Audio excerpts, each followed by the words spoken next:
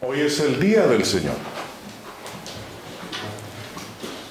Y la razón de reunirnos hoy en el día del Señor es para recordar, para anunciar que Él murió. Cuando Pablo escribió a los Corintios la primera carta, dice en el capítulo 11, versículo 26.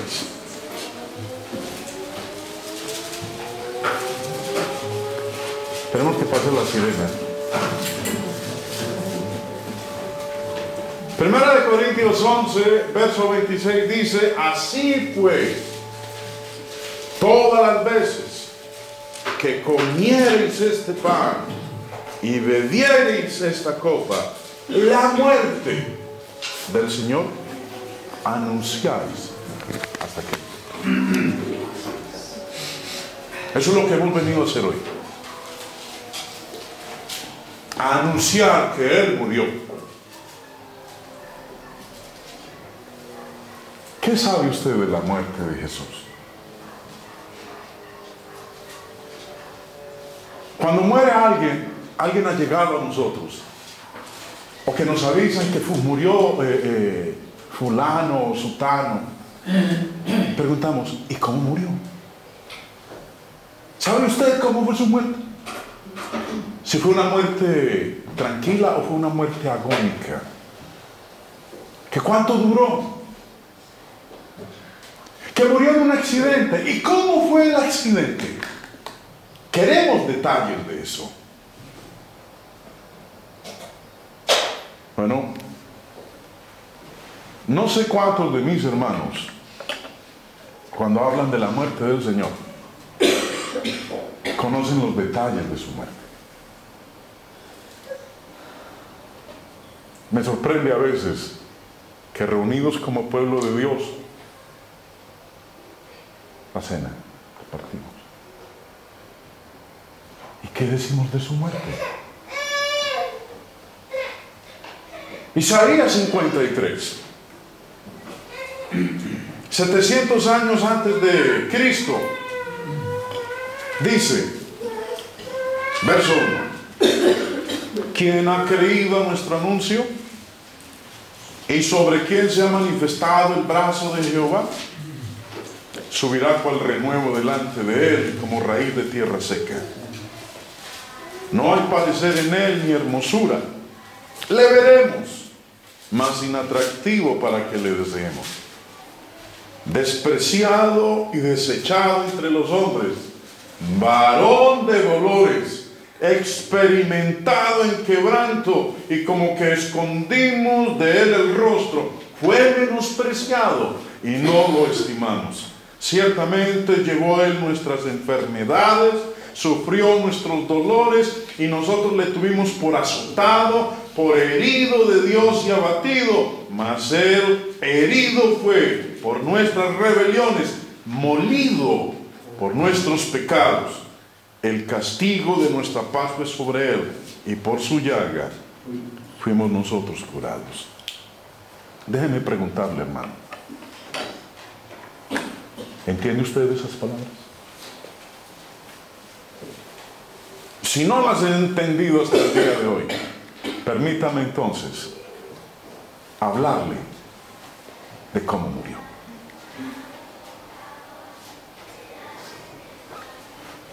¿Podemos apagar las luces?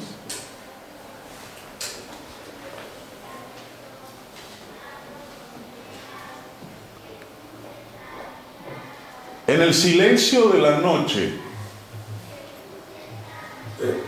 siguiendo a la guarda de la Pascua con sus discípulos, Jesús se fue a un monte, al de los Olivos.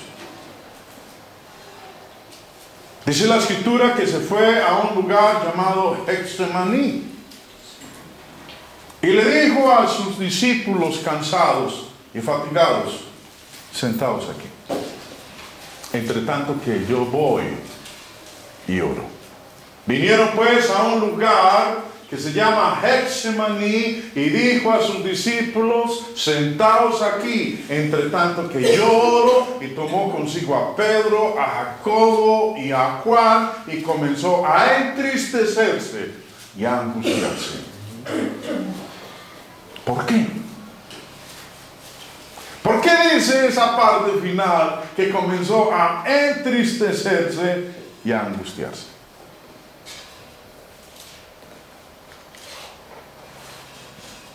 En este lugar, Getsemaní, nuestro Señor Jesús reflejó sus sentimientos humanos mientras enfrentaba la realidad de la muerte que le esperaba. Marcos nos dice en el capítulo 14, verso 36, decía: Abba, Padre, todas las cosas son posibles para ti. Aparta de mí esta copa, mas no lo que yo quiero, sino lo que tú. Aquí tenemos a un hombre, a un ser humano igual a nosotros, que en su naturaleza se estremece porque sabe lo que le viene. Jesús había tomado nuestra naturaleza. Dios se hizo hombre. Dios se encarnó. Dios se hizo igual a nosotros. Dejó la forma que tenía y tomó la nuestra, sin dejar de ser Dios. Y Dios, en su naturaleza como la nuestra, como hombre, un hombre de carne y huesos, pudo experimentar lo mismo que nosotros experimentamos. Y aquí lo tenemos orándole y le dice: Abba, Padre, si es posible, aparta de mí esta copa. Pero no hagas como yo te pido, sino acorde a tu plan. La expectativa de la muerte de nuestro Señor Jesús trajo una profunda agonía para su alma. Usted ha leído, hemos leído en la palabra que nos dice que sudaba y que sus gotas eran como gotas de sangre. Estando en agonía, dice Lucas en el capítulo 22, verso 44, y estando en agonía oraba más intensamente y era su sudor como grandes gotas de sangre que caían hasta la tierra. ¿En algún momento usted ha estado asustado? Pero asustado al grado en que tiembla y como que no es capaz de controlarse y como que quisiera calmarse y tiene que agarrarse de algo porque usted no es capaz por sí solo de controlar su cuerpo, los músculos de su cuerpo. ¿Usted no lo ha sentido? A mí me ha pasado en varias ocasiones. Pero dice aquí que el Señor Jesús, que sabía que era lo que venía. Yo quiero hablarles de la muerte de mi Jesús.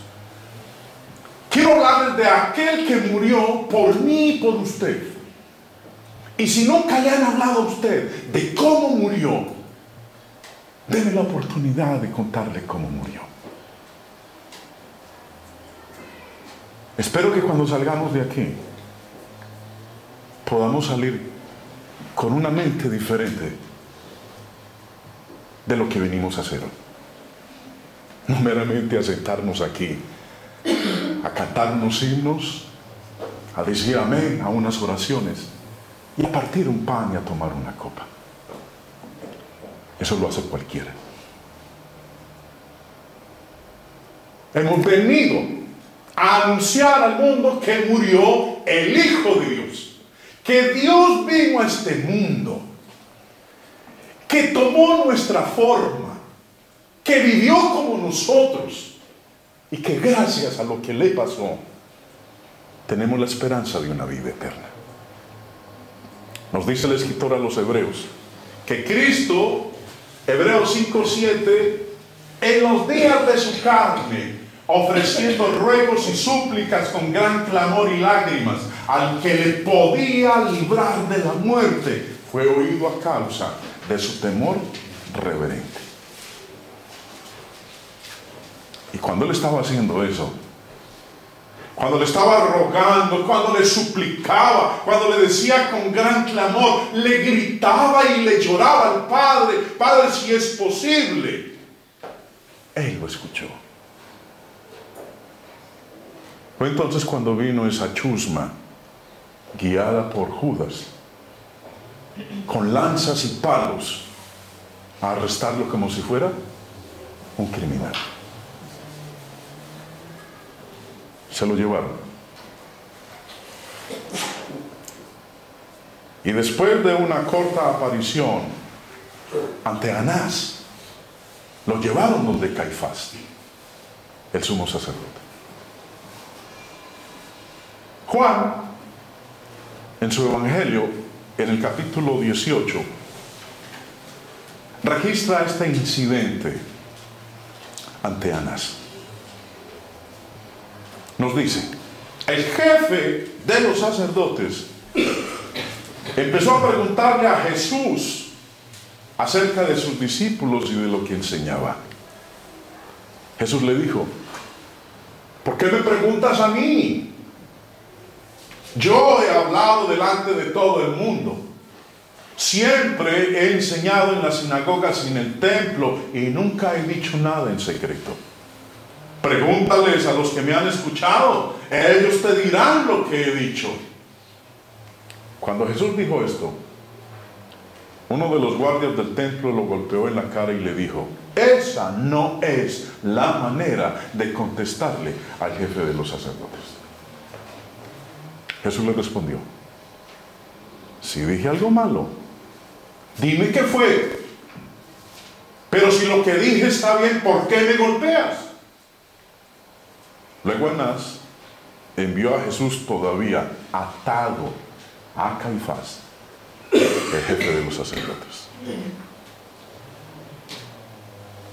Hermano, ¿a usted alguna vez lo han arrestado? ¿A usted alguna vez lo han esposado? A mí me ha ocurrido 3 veces. En 3 países diferentes. Es humillante. Uno esposado es humillante. Y aquí tenemos a Dios hecho hombre, esposado. Lo ven como un hombre peligrosísimo. Y aún estando atado, viene un soldado y se atreve a golpearlo, a un hombre indefenso. ¿Qué podía hacer él? ¿Amarrado? Nada. Pero aquí viene un soldado, a lo mejor queriendo congraciarse con el sumo sacerdote. ¿Cómo te atreves a hablarle así al sumo sacerdote? Y no creo que le haya dado una palmadita en la espalda o en la cara.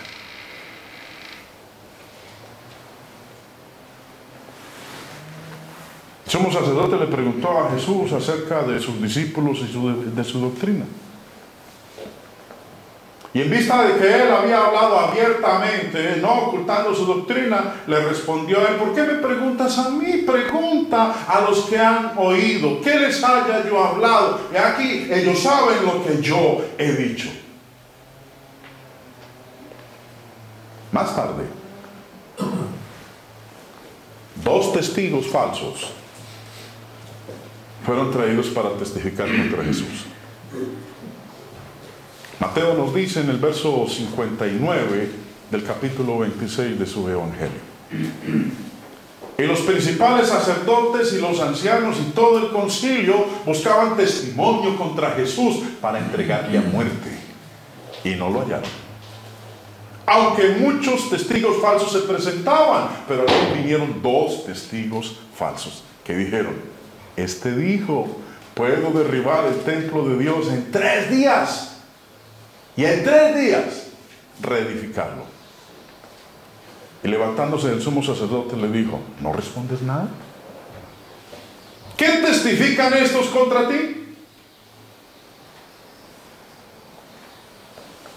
Luego lo lo ponen bajo juramento.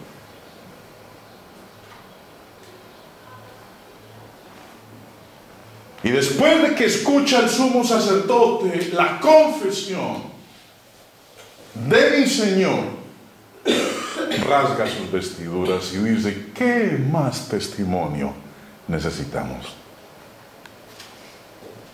Jesús callaba. Entonces el sumo sacerdote le dijo: te conjuro, te pongo bajo juramento. Eso es lo que significa el término conjurar: poner a alguien bajo juramento. Te conjuro por el Dios viviente, que nos digas si eres tú el Cristo, el Hijo de Dios. Los judíos por milenios habían estado esperando la llegada del Cristo, aquel que los iba a liberar a ellos, el Mesías profetizado en el Antiguo Testamento, que iba a llegar armado hasta los dientes, en un corcel blanco, con un ejército poderosísimo para liberar de la opresión del imperio de ese entonces. ¿Eres tú el Cristo?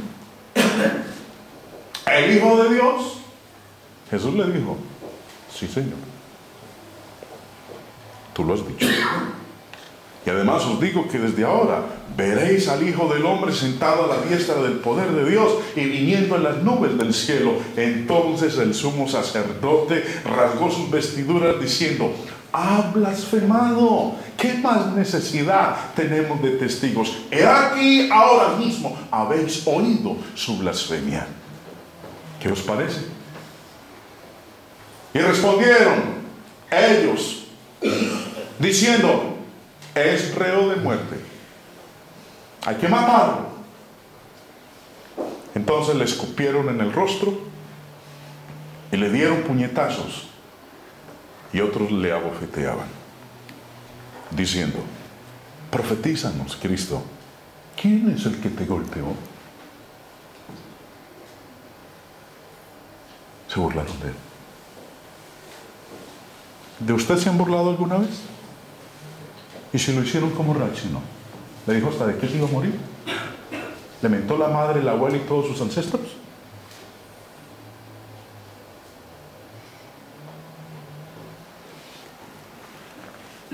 El sumo sacerdote rasgó sus vestiduras y acusó a Jesús de blasfemia, porque dijo: tú lo has dicho. Sí, soy el Hijo de Dios. ¿Qué más prueba necesitamos? Es reo de muerte. Continuando en la lectura, Lucas explica lo que sucedió en estas palabras. Los hombres que custodiaban a Jesús se burlaban de él y le golpeaban, y vendándole los ojos le golpeaban el rostro y le preguntaban diciendo: profetiza, ¿quién es el que te golpeó? Y decían otras muchas cosas, injuriándole. ¿Cómo se sentiría usted si fuera tenido en custodia y los hombres que lo retienen empiezan a escupirlo, empiezan a golpearlo de una manera sádica, violenta, le vendan los ojos, lo golpean con puñetazos, le dan de trompadas, lo vituperan, se ríen de usted, se burlan de usted, lo escarnecen? ¿Cómo se sentiría usted? Estos insultos y estos abusos sabemos nosotros que eran injustos y que eran contrarios a una conducta civilizada. Si en esa época hubieran existido las ONGs de este entonces, ya sabemos lo que le hubiera pasado al Imperio Romano.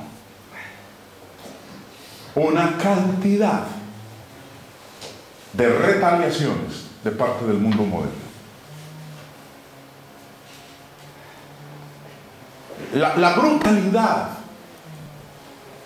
y la vulgaridad de la escena que nosotros estamos leyendo aquí nos da a nosotros un enfoque de los instintos animales que habían movido a los alguaciles y a los siervos del sumo sacerdote Caifás a mostrar los más grandes desprecios hacia este prisionero. Después de aparecer ante Anás y Caifás, lo llevaron al Sanedrín y después lo llevaron ante Pilato.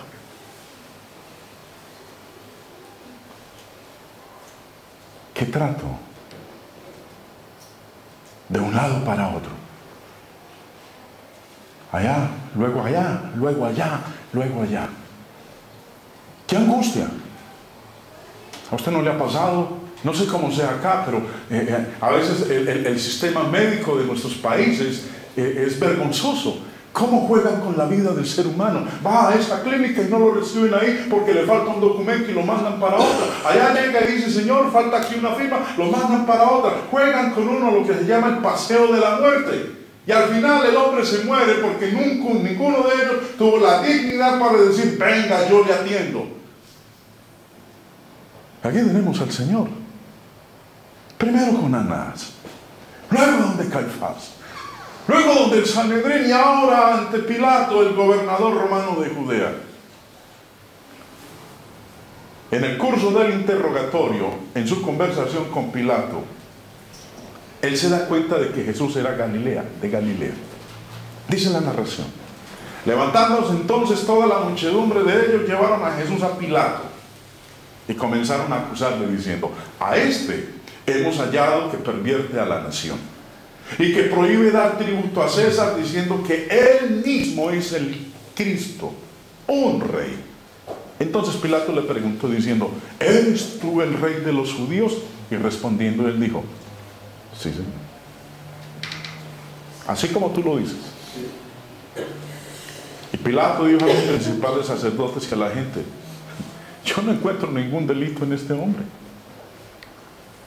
Pero ellos porfiaban diciendo, alborota al pueblo, enseñando por toda Judea, comenzando desde Galilea hasta aquí. Entonces Pilato, oyendo decir Galilea, preguntó si el hombre era galileo, y al saber que era de la jurisdicción de Herodes, le remitió a Herodes, que en aquellos días también estaba en Jerusalén. Se había convertido el Señor Jesús en una papa caliente.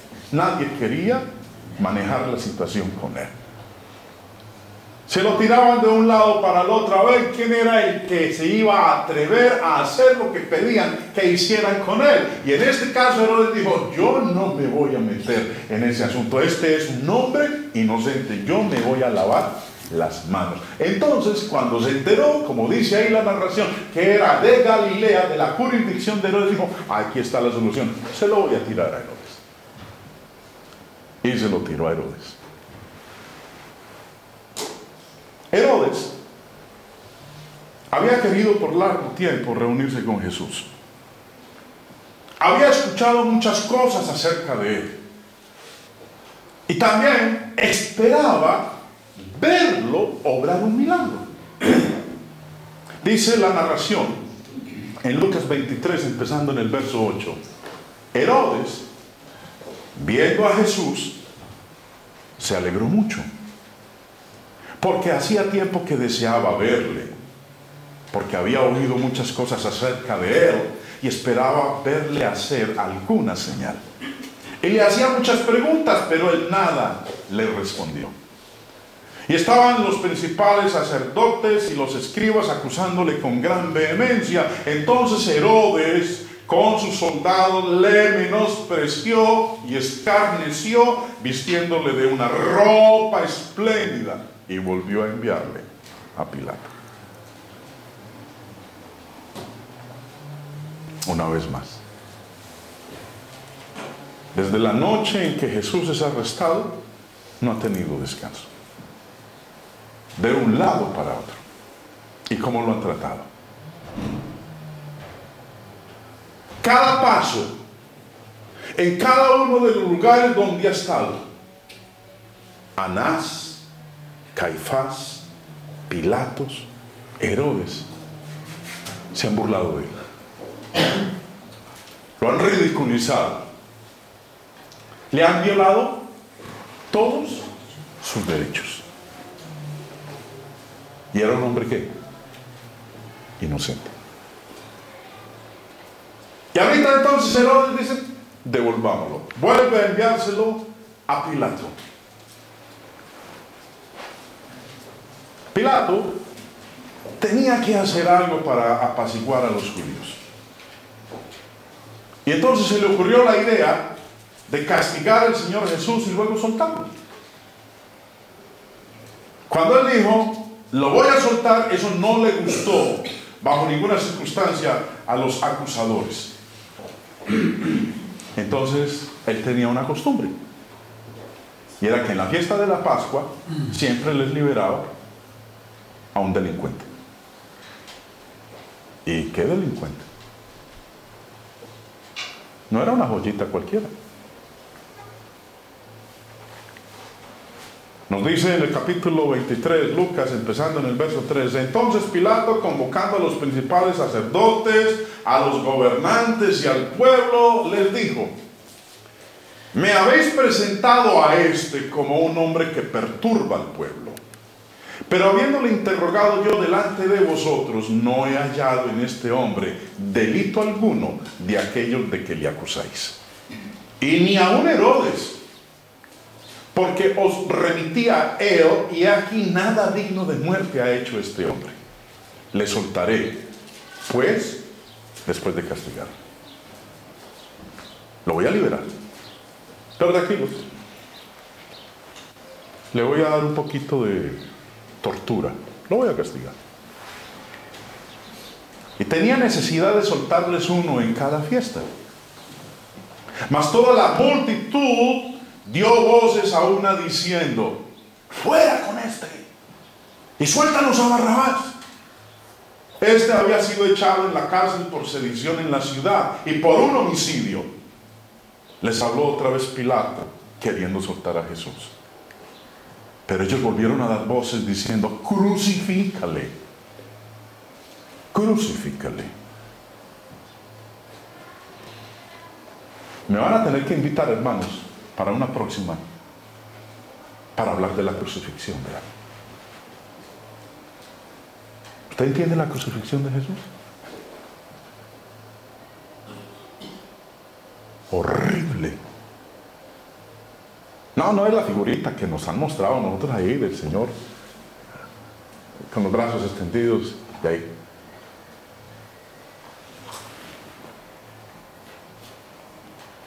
Pablo decía en el texto de 1 Corintios 11: todas las veces que comamos este pan y bebamos esta copa, anunciamos la muerte del Señor hasta que Él venga. ¿Cuánto quisiera yo que mis hermanos pudieran estudiar la crucifixión del Señor? Eso toca hasta las médulas. Eso lo quiebra a uno. Eso lo lleva a uno a decir: ¿cuánto me amó? Por eso el texto de oro de la Biblia, Juan 3:16: de tal manera amó Dios al mundo que dio a su Hijo unigénito. Eso solamente pudo haberlo hecho por eso, por amor. Crucifícale, crucifícale. Él les dijo por tercera vez: pues qué mal ha hecho este, ningún delito digno de muerte ha hallado en él. Le castigaré pues y le soltaré. Mas ellos instaban a grandes voces pidiendo que fuese crucificado, y las voces de ellos y de los principales sacerdotes prevalecieron. Entonces Pilato sentenció que se hiciese lo que ellos pedían, y les soltó a aquel que había sido echado en la cárcel por sedición y homicidio, a quien habían pedido, y entregó a Jesús a la voluntad de ellos. Pero antes de entregárselos, recuerden que él había dicho: lo voy a castigar, luego se los entrego. ¿Y qué castigo? Si uno hoy como padre se le daba la mano con un hijo, ¿dónde termina uno? En la cárcel. Ya los hijos no se pueden tocar. Ahora, Dios habla en su palabra de que habla de la vara de la corrección. Pero hoy en día ya la sociedad se ha tornado a un grado tal, el hombre ha llegado a abusar tanto de su poder que ha matado a sus propios hijos. Y por eso han salido todas estas leyes que prohíben que un padre le ponga una mano a un hijo. Déjenme mostrarles qué le pasó al Señor. El castigo que Herodes le aplicó. 3 de los evangelios nos dicen que Jesús fue azotado. Mateo, entonces le soltó a Barrabás y habiendo azotado a Jesús, le entregó para ser crucificado. Marcos y Pilato, queriendo satisfacer al pueblo, le soltó a Barrabás y entregó a Jesús después de azotarle para que fuese crucificado. Y Juan, así que entonces tomó Pilato a Jesús y le azotó.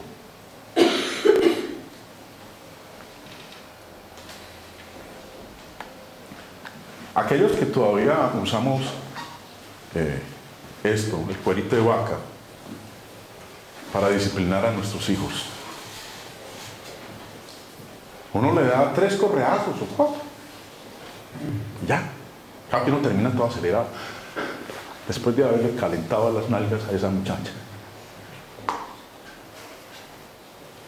No fue que llegaron los soldados, cogieron el azote,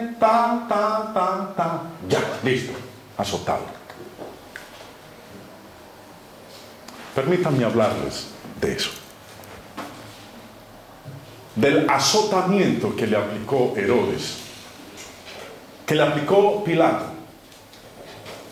a nuestro Señor.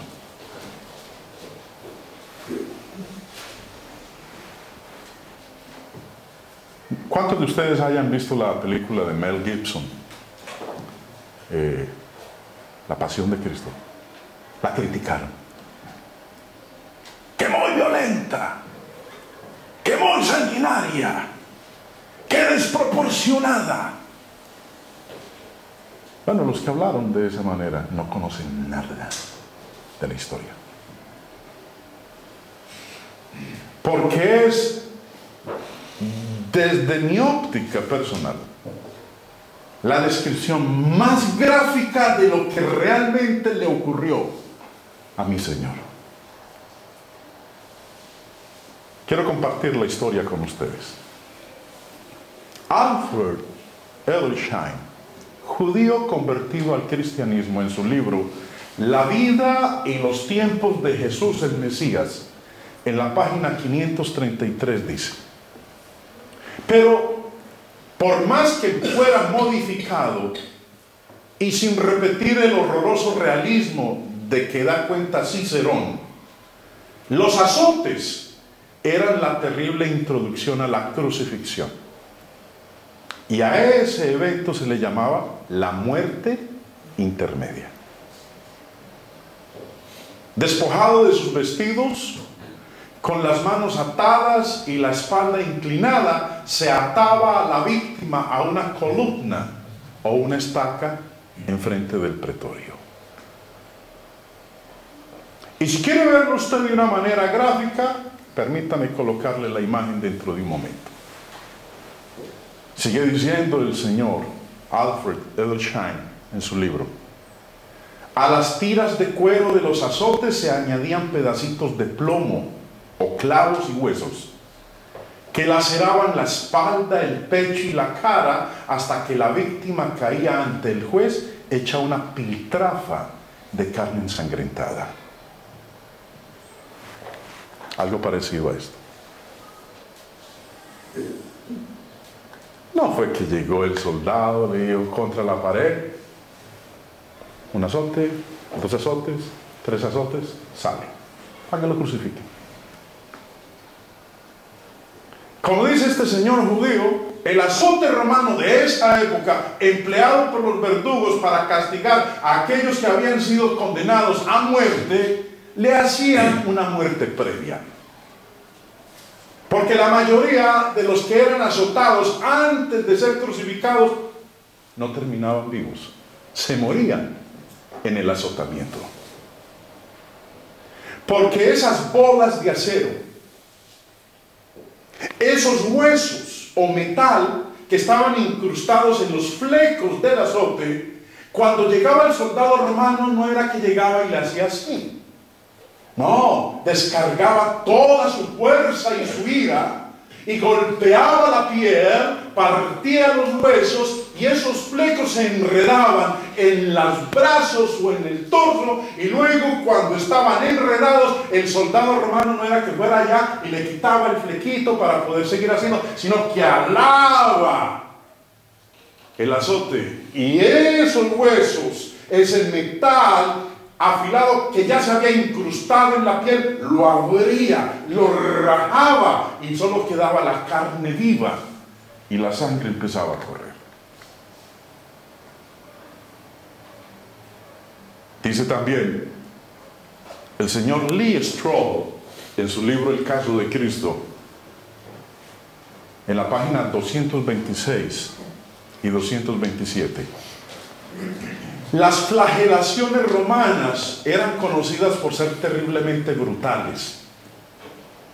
Generalmente consistían de 39 latigazos, pero con frecuencia eran más, según el estado de ánimo del soldado que daba los golpes. El soldado usaba un látigo con tiras de cuero trenzado, con bolas de metal entretejidas. Cuando el látigo golpeaba la carne, esas bolas provocaban moretones o contusiones, las cuales abrían los demás golpes. Y el látigo también tenía pedazos de hueso afilado, los cuales cortaban la carne severamente.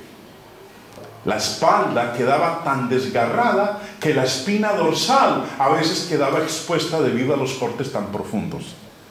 Los latigazos iban desde los hombros, pasando por la espalda, las nalgas y las piernas. Era terrible. Mientras continuaba la flagelación, las laceraciones rasgaban hasta los músculos y producían jirones temblorosos de carne sangrante.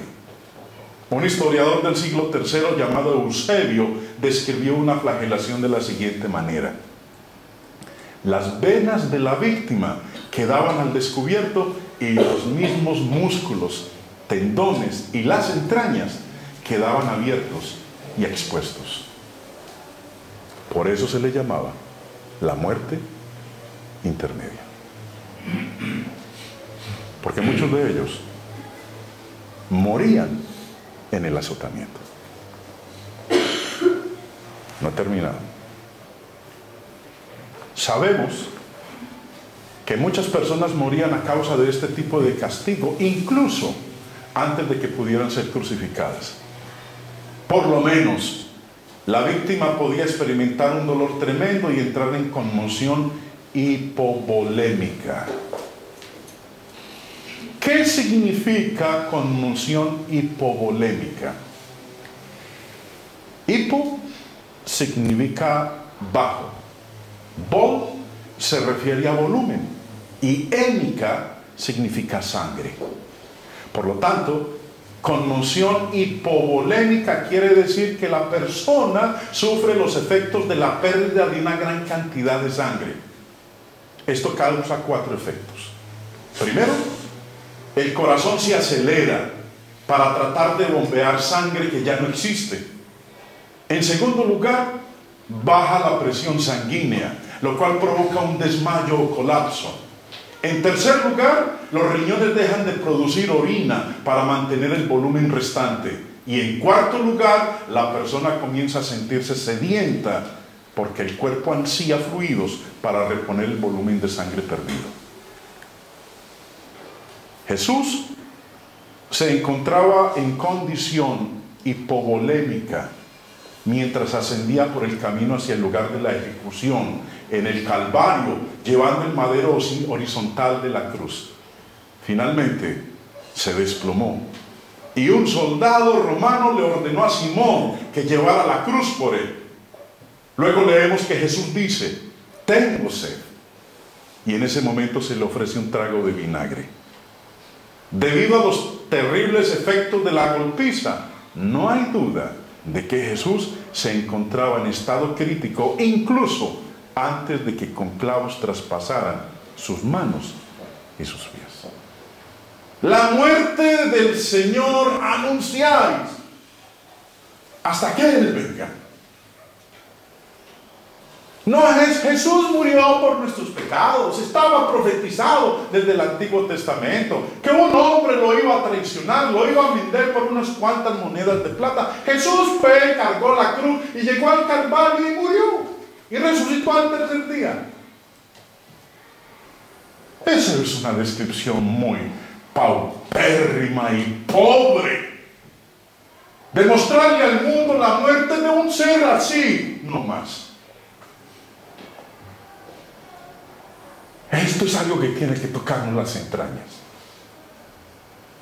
Esto es algo que me tiene que traer a mí a los pies de este hombre y decirle, ¿cómo pudo ser posible que hubiera estado dispuesto a morir como ocurrió por mí que no lo merezco?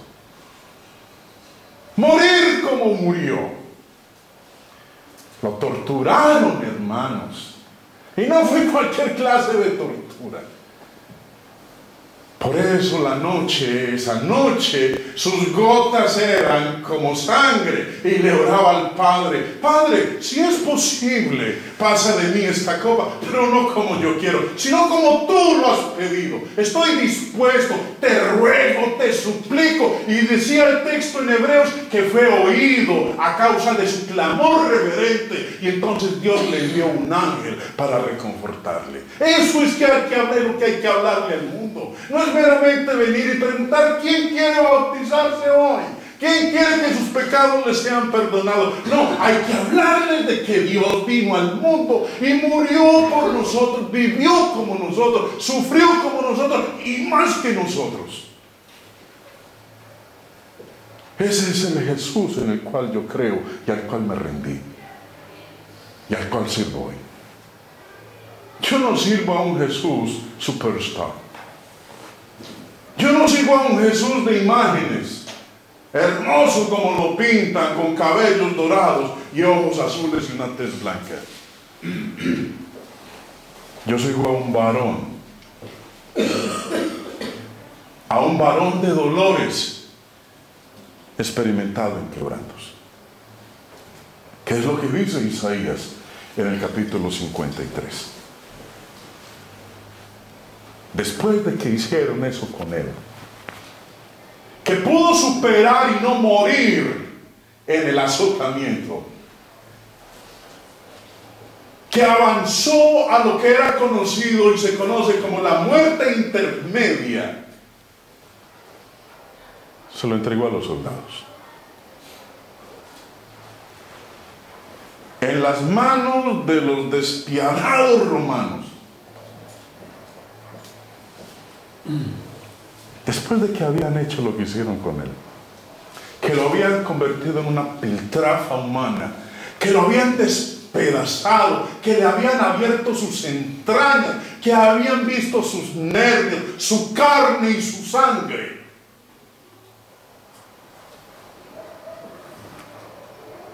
va a usar el término, estos bellacos siguen haciendo burla de él. ¿Qué hicieron? Entretejieron una corona de espinas y la pusieron sobre su cabeza y le vistieron con un manto de púrpura.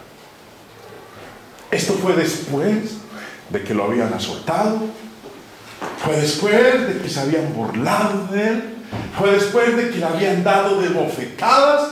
Y ahorita convertido en una piltrafa, en un pedazo de carne, despedazado, vienen y le colocan una corona de espinas. Cuando usted se ha chuzado y le ha entrado aquí una astillita de madera en el dedo, qué molesto es, ¿cierto? Ahorita a nuestro Señor ya casi moribundo, sin sangre, despedazado, vienen y le colocan en su cabeza una corona de espinas. Y no solamente eso, se burlan de él colocándole un manto escarlata. Le echaron encima, después de haberle desnudado, un manto de escarlata y pusieron sobre su cabeza una corona tejida de espinas y una caña en su mano derecha, e hincando la rodilla delante de él le escarnecían diciendo: ¡Salve, Rey de los judíos! En alguna parte encontraron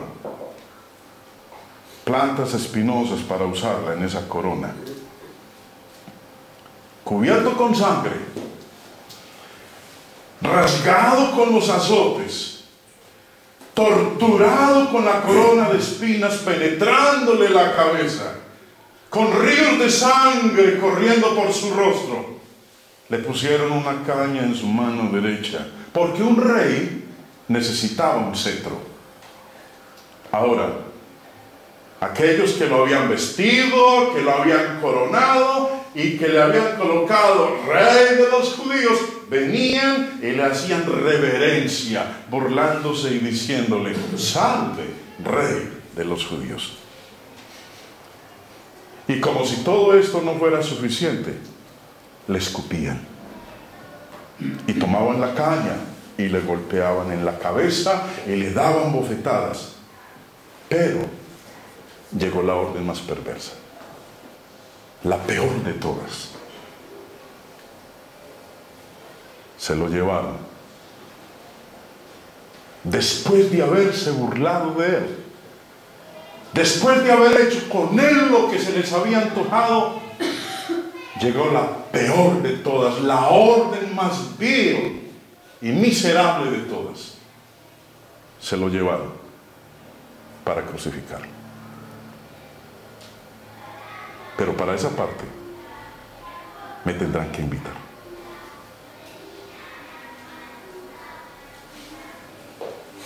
Jesús, el Verbo hecho carne, vino y murió por usted. Murió por mí y murió por todo aquel que esté dispuesto a aceptar su sacrificio. Si usted aún no es hijo de Dios, benefíciese de esto, porque no es la muerte de un ser cualquiera. No fue la muerte de un gran hombre o de un gran maestro o de un gran profeta. Fue la muerte de Dios hecho hombre.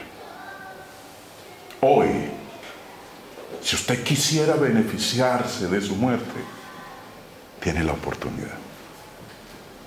En unos instantes vamos a entonar un himno. Y si alguno de los presentes aún no forma parte de la familia que él fundó, si usted aún no se ha beneficiado de su muerte, porque es gracias a esa muerte que yo soy hijo de Dios, que él fue a preparar un lugar para mí gracias a su muerte, usted ahora puede beneficiarse de ella. Y de dentro de 8 días volverse a reunir aquí en este mismo lugar a recordar, como decía el apóstol Pablo, y a anunciar la muerte del Señor hasta que Él vuelva. Precio de sangre. Por mí se pagó precio de sangre. Como dice Pedro en su carta, fuimos rescatados de nuestra vana manera de vivir, no con cosas corruptibles como oro o plata, sino con la sangre preciosa del Hijo de Dios. Cristo quiere comprarlo a usted, amigo. No va a sacar un billete de 1,000 pesos, ni 1,000,000. Va a decir: aquí está mi vida di por ti. Mientras entonamos este himno, si quiere usted recibirlo, si usted quiere creer en Él, y si desea realmente que su muerte sea vida para usted, levante la mano o pase al frente. Y para mí será un honor ayudarle y asistirle en dar ese paso que lo convertirá a usted en hijo de Dios. Mañana no sabemos si estaremos. La única realidad que tenemos es este instante. No hay otra.